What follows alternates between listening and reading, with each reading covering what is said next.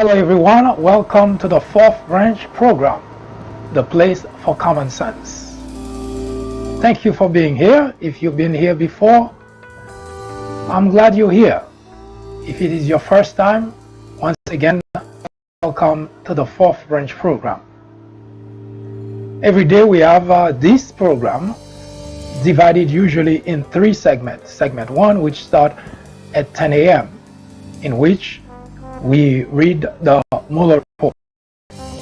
In segment 2, we usually talk about some particular topic of the day. And in segment 3, we try to take some of the news that are ongoing and put it through the prism of common sense to do some analysis of such. For the past few days, we've been pretty much combining segment 2 with segment 1 and segment 3. In other words, 1 is much longer and segment 3 is much longer, and we don't per se have a segment 2. Since the release of the Mueller report, we decided to read a portion of the report every day. Now there are other venues where you can buy the report, the audio aspect of it. You cannot read it in one sitting, for very logical reason. So every day we decide to read a section of the report. I hope follow on this journey. It is both for historical purpose, but also for those who do not have time to read the report. But more specifically, you've heard a lot of things about the Mueller report, comments from different sides, and if you hear it from the Republican side, you most likely think the report exonerated Trump, because that's what most Republicans have been claiming. And if you hear about the report from Democrats, you believe that, well, the report really finds Donald Trump guilty of a lot of things. Those of you who have not paid attention much as to what this is about, well, in 2016, Russia, fierce enemy of the United States of America, decided to put his hands on our election, to meddle in our internal affairs. Now, this is not anything new in regards to Russia. Russia has been doing that for decades now. And for the most part, they've been pretty much being kept at arm's length. And our national security agencies have been, for the most part, pretty good in staving off all of their attacks. But unfortunately, in 2016, Russia found a willing participant in the candidacy of Donald Trump. My mother always used to say, it takes two to tango. And Russia has been looking for a partner to tango in the United States for a very long time, to no avail. But that time, Russia found that Donald Trump was very open to the idea of being helped by a foreign entity. And that's not speculation. That's proven through the report itself. For the first time in the history of the United States, we have a president, the campaign of which involved more than 100 or people related to Russia to some degree. And there are 17 who were very closely related to the campaign, who were or very closely related to Russia, or at least people who have Russia interests at heart. it is actually not something that any patriot American can cheer. Because when you have the individual who's supposed to become the president of the United States, his job is to protect our nation from all enemies, foreign and domestic, is actually the individual who was in bed, who's been in bed with number one enemy. Most in the Republican side have been making a lot of bringing a lot of rationale to the conversation in order to justify the okay. No matter which prism you put that through, it was not okay.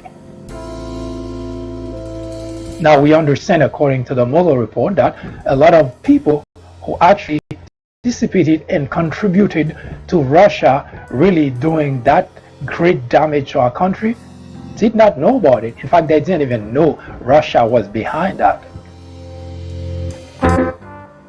And a lot of them fell for that, and in fact helped Russia expand its footprint in our internal affairs during the 2016 election. If you can think of it from that way, if someone pays you some money to go and do some errand for the individual, something that doesn't look bad, that actually looks right up the alley of what you're already doing. For instance, you're a Republican and you are more inclined to support a Republican candidate, so nothing would look suspicious to you if someone approach you and say, how would you like to represent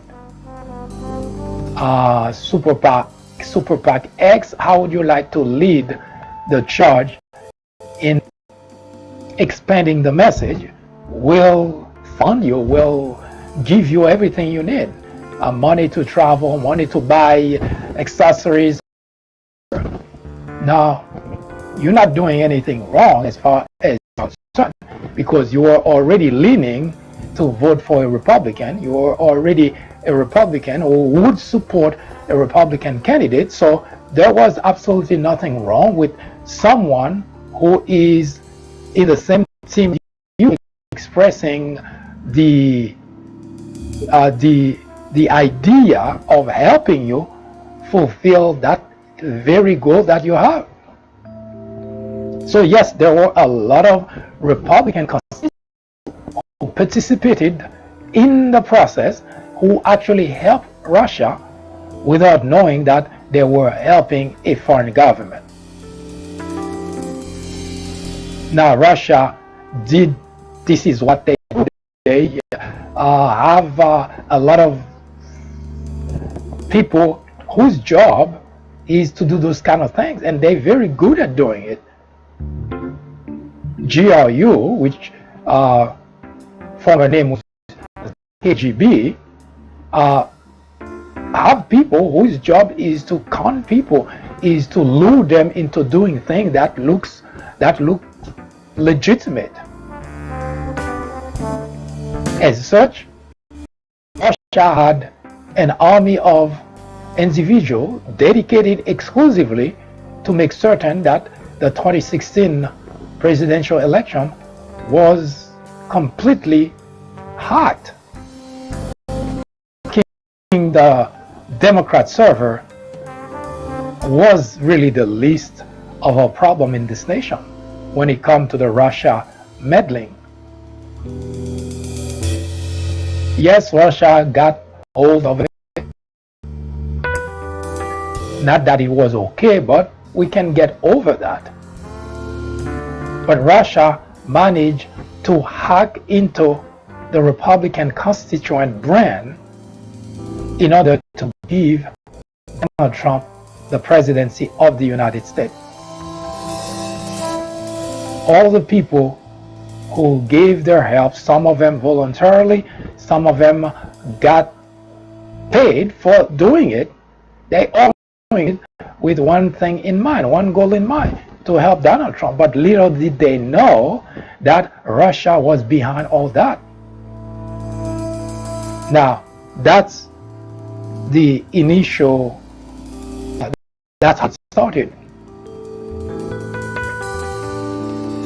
Now, we can give the benefit of the doubt to all those people who did not know that was the case, who unknowingly, as reported in the Mueller report, participated in helping Russia.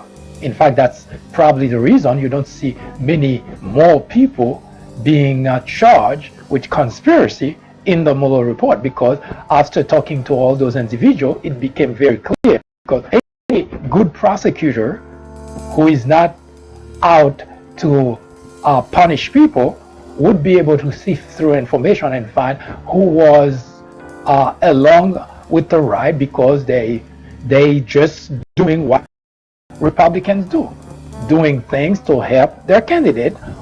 And of course, Mueller was also able to sift through those who knew what they were doing and deliberately decided to help. Now, which means there were two groups. A group who unknowingly was helping Russia, and a group that was very much involved and knowing that Russia was behind what was going on and still help Russia.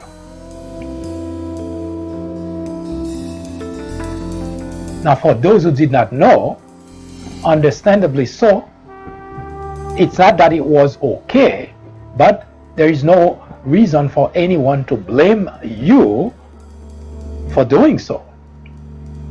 However, after the election, I have a hard time understanding those individuals who did those things unknowingly, but not finding out that they help an enemy, would continue to support the individual they elected in office. That part is not Russia. That part is individual making their decision to continue to support what you would call, in the most straightforward term, a fraud. Donald Trump knew that Russia was helping him. Knew Russia was helping. So Donald Trump is not innocent in this whole thing. Again, I understand for the people who did not know who was helping unknowingly, thinking that they helping their candidate win, and at the same time helping Russia achieve its objective. Now, those people can be forgiven. And they were, because it's obvious that Robert Mueller did not bring charges to all those people, because a couple of people, there were an army of people helping Russia. All those people that take the message that Russia pass and then pass it around, pass it to their friend's friend, post it on their page. And all those people were helping Russia. Of course, they didn't know that. They thought they were helping their candidate and somebody else helping them doing that. But once you find out that your action was helping an enemy, I don't think you need to have a college degree to understand that you too betrayed your country, although unknowingly.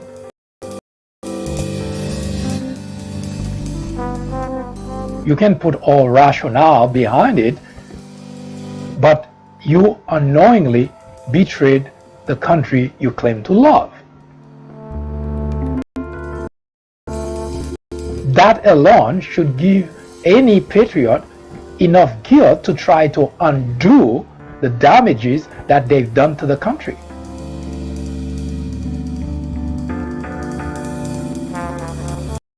You have a child who is about to get married,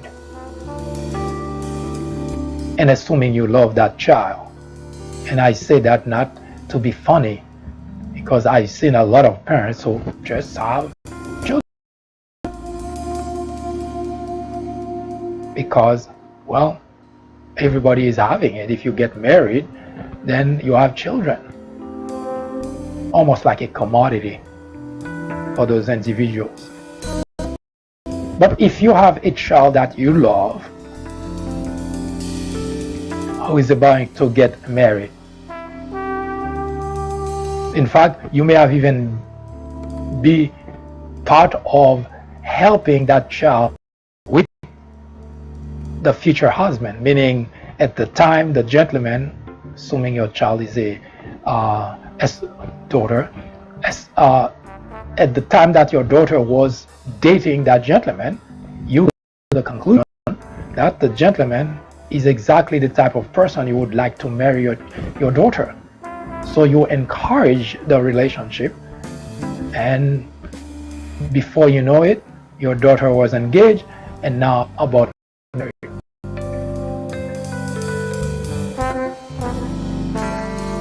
In other words, you help moving the process along,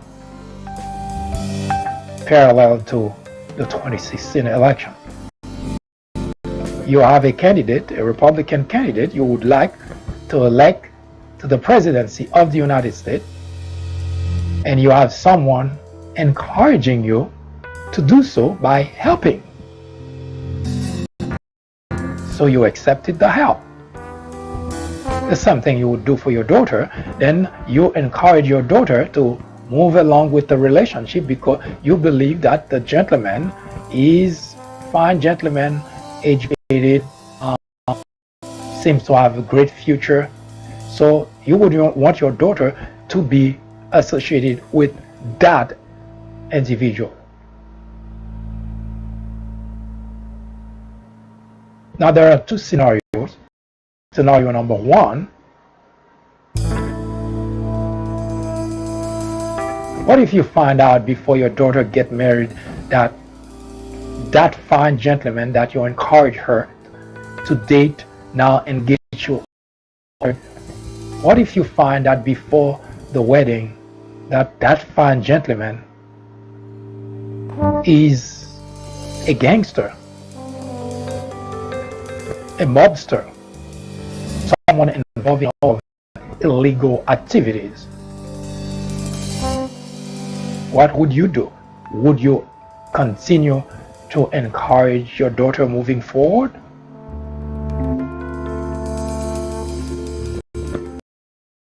Would you approve, continue to support the wedding?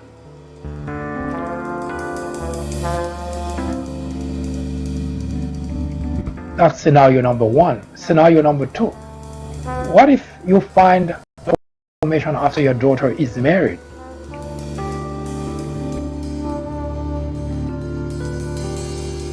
What would you do?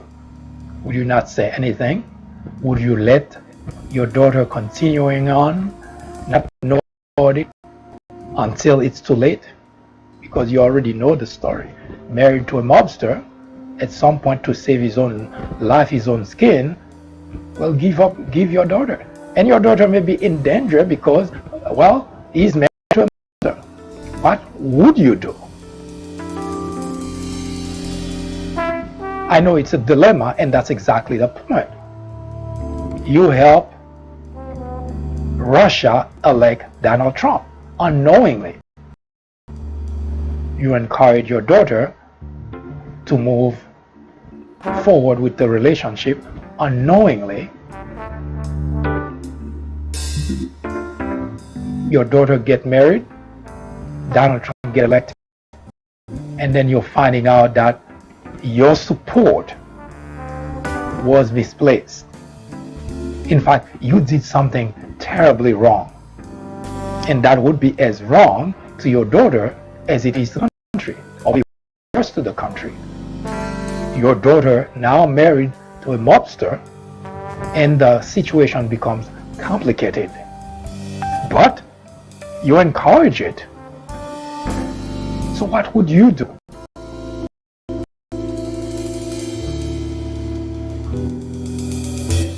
Well, in the case of your daughter, it's your personal life. I would not dare to tell you how to behave in those circumstances. But in the case of the country, It is a very simple matter.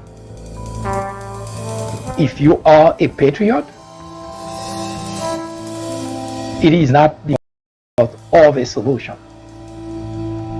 Russia used you to elect Donald Trump as President of the United States. There are two options, and they're not exclusive from one another. One, you ought to demand that Donald Trump is impeached for betraying the country and enlisting your participation. And two, you ought to already have made up your mind that Donald Trump cannot be re-elected. Now, if you come to those simple conclusions, we already know exactly where you stand. As we said before, and we'll say it again, and continue to ask, are you a patriot? Those decisions are not difficult for patriots. You did something wrong, which harmed the country. In fact, you did something so wrong, it's nothing short of betrayal. Yes, you did not know, but it is betrayal nevertheless, because you helped an enemy. There is no if and but about it. I am the host of the Fourth Branch program, inviting you to join me every Saturday at 10:30 a.m.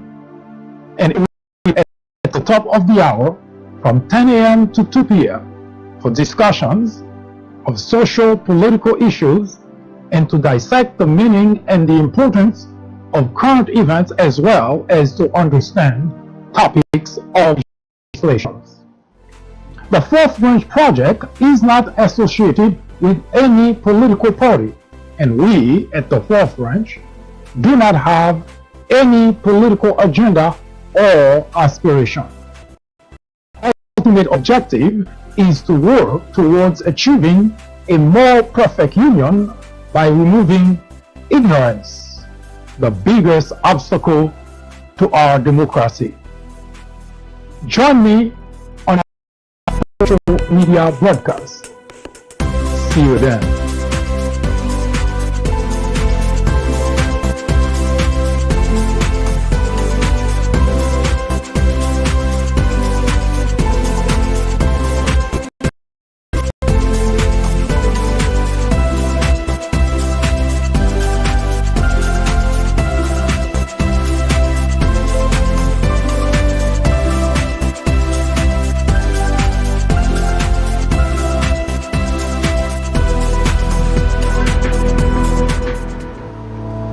Reading of the Mueller report. We begin today by reading item G, additional George Papadopoulos contact. The office investigated another Russia-related contact with Papadopoulos. The office was not fully able to explore the contact because the individual at issue, Sergei Million, remained out of the country since the inception of our investigation and declined to meet with members of the office despite repeated efforts to obtain an interview. Papadopoulos first connected with Million via LinkedIn on July 15, 2016, shortly after Papadopoulos had attended the TAG summit with Clovis. Million, a citizen who is a native of Belarus, introduced himself as president of the New York-based Russian-American Chamber of Commerce and claimed that through that position he had insider knowledge and access to the top hierarchy in Russian politics. Papadopoulos asked Timofeev whether he had heard of Million. Although Timofeev said no, Papadopoulos met with met Million in New York City. The meeting took place on July 30th and August 1st, 2016. Afterwards, Million invited Papadopoulos to attend and potentially speak at 2 international energy conferences, including one that was to be held in Moscow in September of 2016. Papadopoulos ultimately did not attend either conference. On July 2016, following his first in-person meeting with Million, Papadopoulos emailed Trump campaign official Bo Denisic, rather. Don't worry, I will speak Russian in no time. Papadopoulos emailed Trump campaign official Bo Denisic to say that he had been contacted by some Russian American voters here in the US about their interest in voting for Mr. Trump, and to ask whether he should put you in touch with their group, US Russia Chamber of Denisic thanked Papadopoulos for taking the initiative.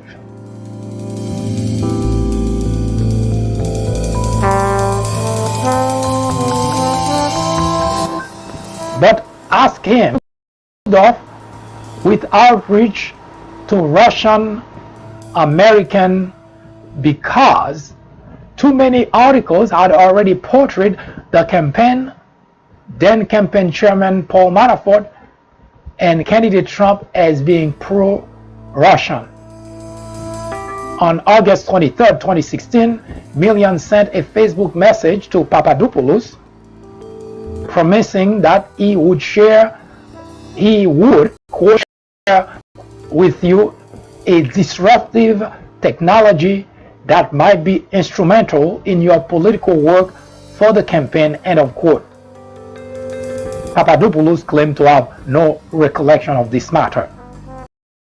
On November 9, 2016, shortly after the election, Papadopoulos arranged to meet Million in Chicago to discuss business opportunities, including potential work with Russian billionaires who are not on sanctions. The meeting took place on November 14, 2016 at the Trump Hotel and Tower in Chicago. According to Papadopoulos, the two men discussed partnering on business deal.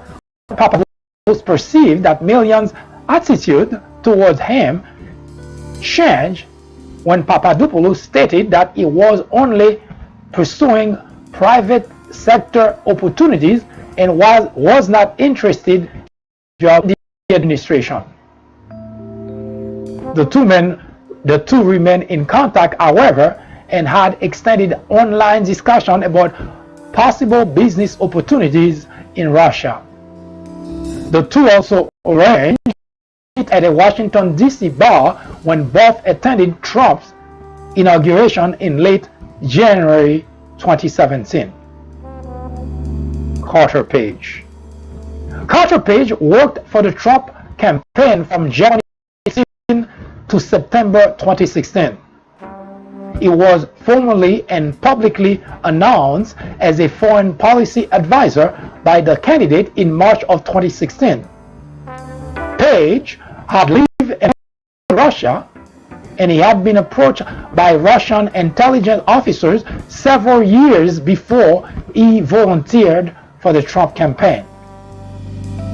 During his time with the campaign, Page advocated for Russia's foreign policy position and traveled to Moscow in his personal capacity. Russian intelligence officials had formed relationship with Page in 2008 and 2013. And Russian official may have focused on Page in 2016 because of his affiliation with the campaign. However, the investigation did not establish that Page coordinated with the Russian government efforts to interfere with the 2016 presidential election.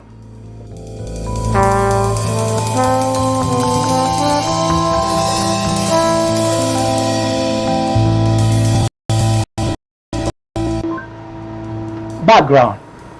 Before he began working for the campaign in January of 2016, Page had substantial prior experience studying Russian policy issues and living and working in.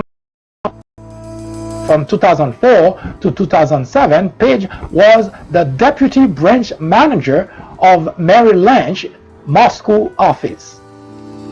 There, he worked on transactions involving the Russian Gazprom and came to know Gazprom's deputy chief financial officer, Sergei Yatsenko. In 2008, Page founded Global Energy Capital LLC, an investment management and advisory firm focused on the energy sector in emerging markets. The next sentence has been redacted. Grand jury. The company otherwise had no sources of income, and Page was forced to draw down his life savings to support himself and pursue his business venture. Page asked Yatsenko to work with him at GEC as a senior advisor on a contingency basis. The next sentence has been redacted. Grand jury. In 2008, Page met Alexander Bulatov, a Russian government official who worked at the Russian consulate in New York. Page later learned that Bulatov was a Russian intelligence officer. The next part of that phrase has been. In 2013, Viktor Podobny, another Russian intelligence officer working covertly in the United States under diplomatic cover, formed a relationship with Page. Podobny met Page at an energy symposium in New York City and began exchanging email with him.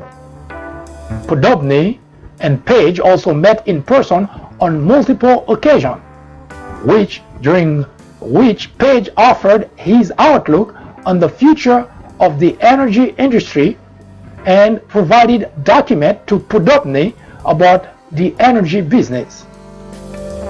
In a recorded conversation on April 8, 2013, Podobny told an intelligence officer that Page was interested in business opportunities in Russia.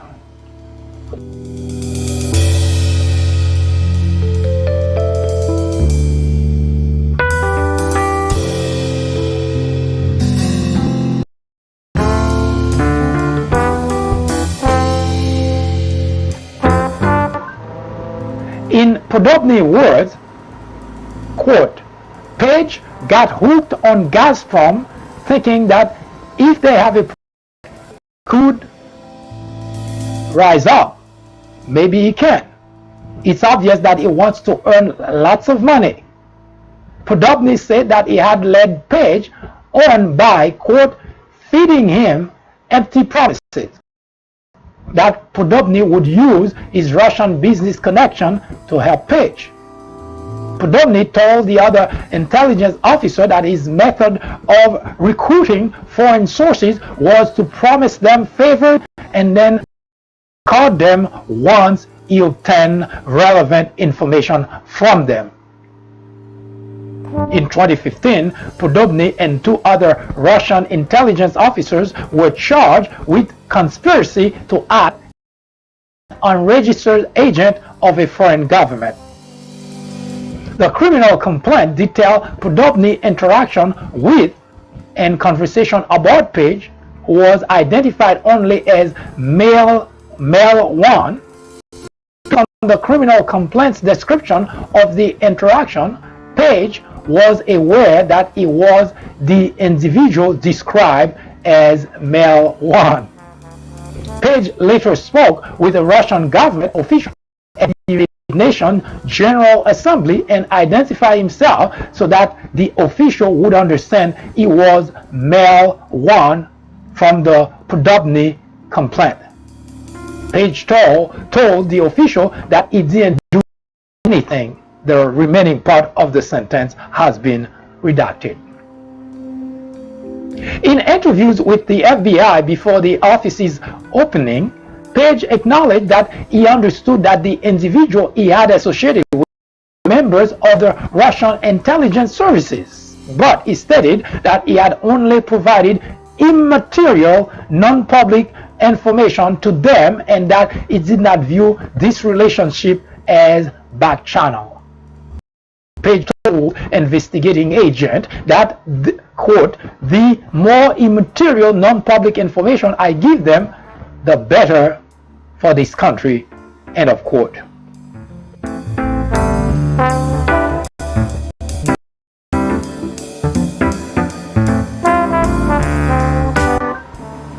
Origins of an early campaign work.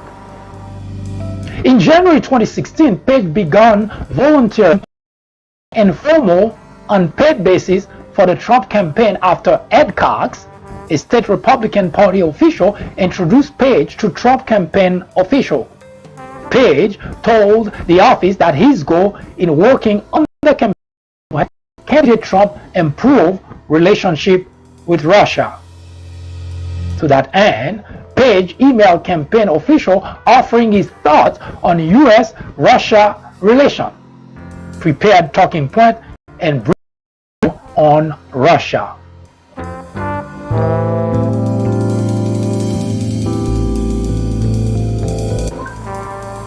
And he proposed that candidate Trump meet with President Vladimir Putin. In communication with campaign official, Page also repeatedly touted his high-level contact in Russia and his ability to forge connection between candidate Trump and senior Russian government officials.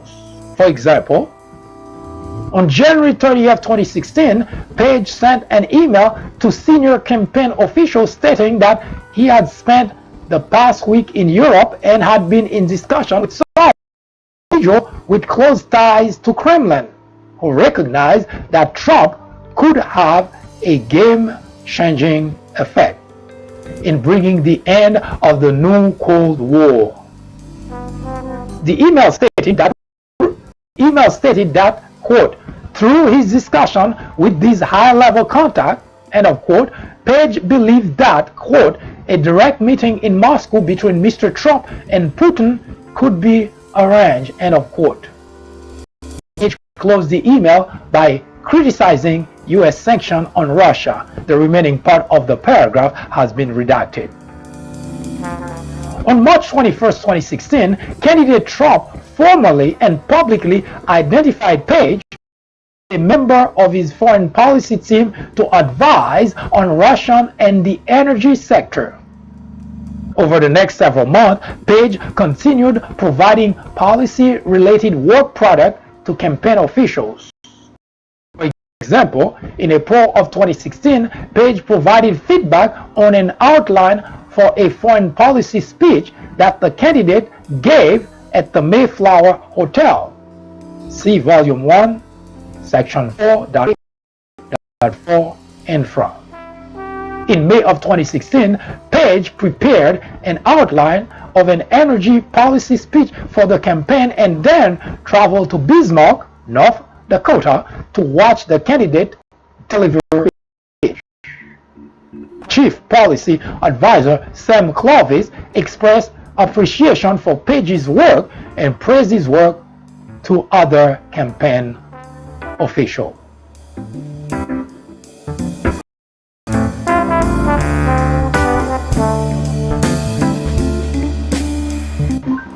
Carter Page, July 2016 trip to Moscow. Page's affiliation with the Trump campaign took on a higher profile and the attention of Russian officials after the candidate named him a foreign policy advisor. As a result, in late April 2016, Page was invited to give a speech at the July 2016 commencement ceremony at the New Economic School in Moscow. NES. The New Economic School ceremony generally featured high-profile speakers. For example, President Barack Obama delivered a commencement address at the school in 2009. NES officials told the office in inviting Page to speak at NES was based entirely on his status as a Trump campaign advisor who served as the candidate's Russia expert. Andrei Kovic, an associate of Page's and assistant professor at the Higher School of Economics in Russia, recommended that NES rector Shlomo Weber invite the commencement address based on his connection to the Trump campaign. Denis Klementov, an employee of NES, said that when Russians learned of Page's involvement in the Trump campaign in March of 2016,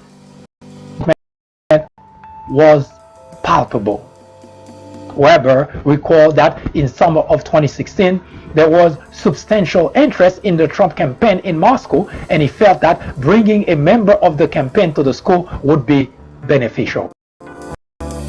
Page was eager to accept the invitation to speak at NES, and he sought approval from Trump campaign officials to make the trip to Russia.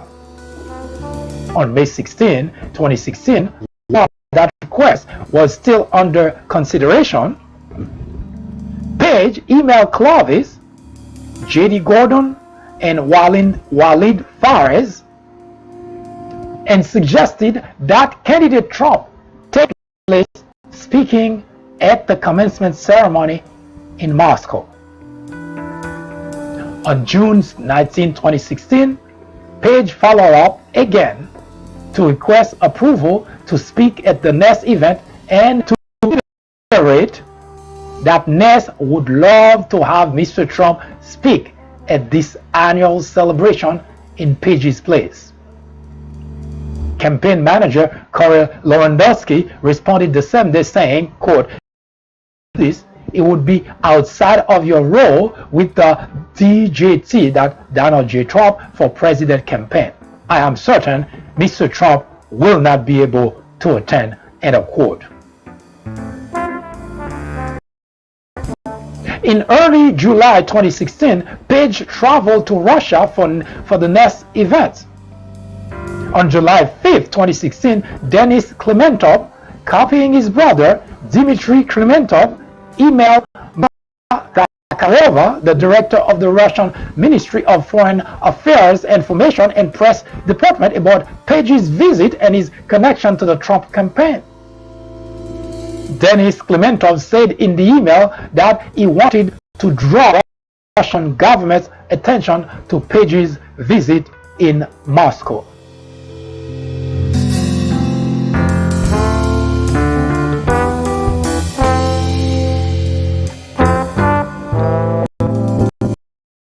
His message to Zakharova continued, quote, "Page is Trump's advisor on foreign policy. He is a known businessman. He used to work in Russia. If you have any question, I will be happy to help contact him," end of quote. Dmitry Klementov then contacted Russian press secretary Dmitry Peskov about Page's visit to see if Peskov wanted to introduce Page to any Russian government official. The following day, Peskov responded to what appears to have been the same Denis Klementov-Zakharova email thread. Peskov wrote, quote, "I have read about Page, especially say that he is man one. So I better not initiate a meeting in the Kremlin," end of quote. On July 7, 2016, Page delivered the first of his two speeches in Moscow at NES. In the speech, Page criticized the U.S. government's foreign policy toward Russia, stating that, quote, "Washington and other Western capitals have impeded potential progress through hypocritical focus on ideas such as democratization, inequality, corruption, and regime change," end of quote. On July 8, 2016, Page delivered a speech during the after Page delivered his commencement address, Russian Deputy Prime Minister and Nest board member Arkady Dvorkovich spoke and stated that the sanction the United States had imposed on Russia had hurt the Nest. Page and Dvorkovich shook hands at the commencement ceremony, and Weber recalled that Dvorkovich made a statement to Page about working in the future. The remaining part of the paragraph has been redacted. Page said that during his time in Moscow, he met with friends and associates he knew from when he lived here, including Andrei Baranov, a former Gazprom employee who had become the head of investor relations at Rosneft, a Russian energy company. Page stated that he and talked about immaterial, non-public information. Page believed he and Baranov discussed Rosneft President Igor Sechin, and he thought that Baranov might have mentioned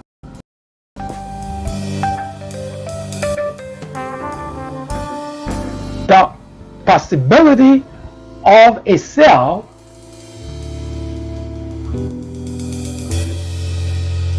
in Rosneft. Page recalled mentioning his involvement in the Trump campaign with Baranov, although he did not remember detail of the conversation. Page also met with individuals from Tafnet, a Russian energy company, to discuss this deal, including having Page work as a consultant. On July 8, 2016, while he was in Moscow, Page emailed several campaign officials and stated he would send, quote, a resolution regarding some incredible insight and outreach I've received from a few Russian legislators and senior members of the presidential administration here, end of quote.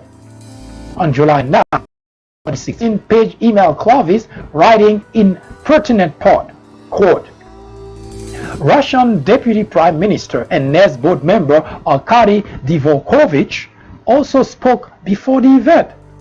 In a private conversation, Dvorkovich expressed strong support for Mr. Trump and a desire to work together toward devising better solutions in respect to the vast range of current international problems. Based on feedback from a diverse array of sources close to the presidential administration, it was readily apparent that his sentiment is widely held at all levels of government. End of email. Despite this representation to the campaign, the whole paragraph after that word campaign has been redacted. And at the end of the paragraph, what remains of the paragraph read as follows: the able to obtain additional evidence or testimony about who Page may have met or communicated with in Moscow. Thus, Page's activity in Russia, as described in his email with the campaign, were not explained.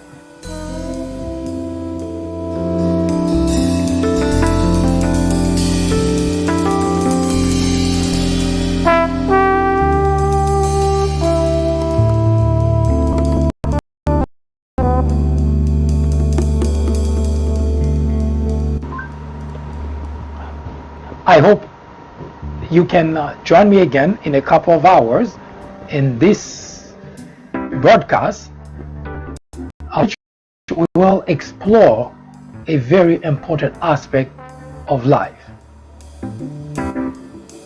the aftermath of Russia meddling in the US election and what it means for the future of the state and what it means for the future generation. I hope you enjoy this program. We will continue the reading of the Mueller report tomorrow during segment 1. Now, you can help by providing your comments your criticism, your suggestion, and how to go about making this better. In the meantime, I hope you have a wonderful afternoon or evening, whichever it happened to be. I am MD, host of the Fourth Branch program. Thank you for being here.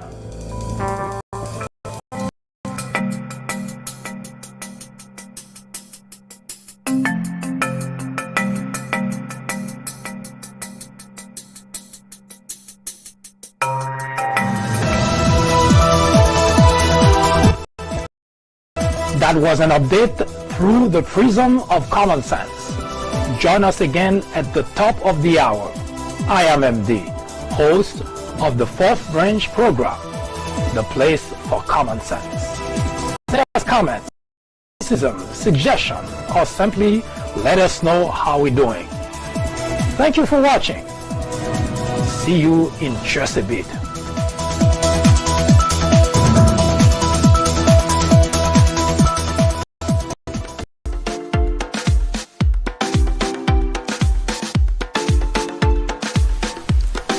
The Fourth Branch podcast is brought to you in collaboration with the People Branch publication, which can be found on the People Branch website, located at peoplebranch.org. That's peoplebranch.org. That's peoplebranch.org website, in which you will find a number of very interesting articles.